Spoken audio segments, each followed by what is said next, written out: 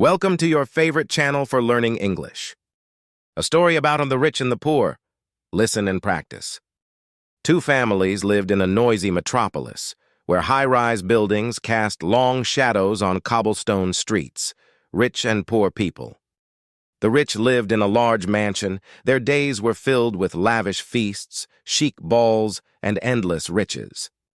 The Boers, on the other hand, stayed in a small, dilapidated hut, struggling to make ends meet. The daughter of the rich, Ilara, was a beautiful and pampered princess. She had everything her heart desired: silk dresses, sparkling jewelry, and an endless supply of sweets.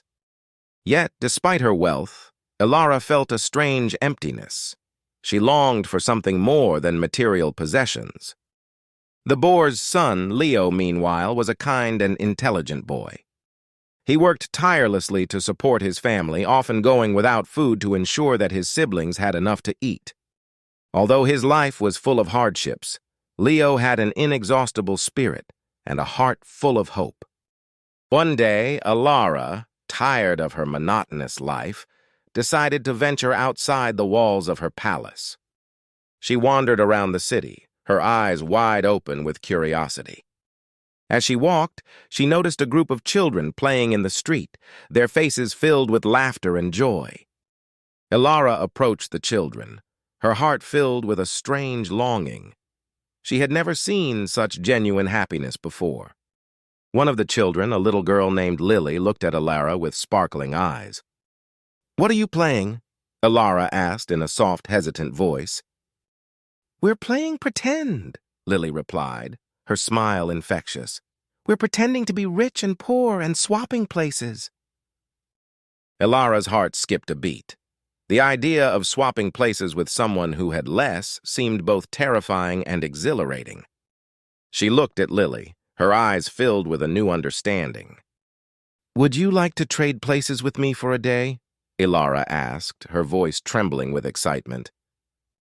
Lily's eyes widened in surprise. "Really?" she whispered, her face beaming with joy. And so Ilara and Lily traded places.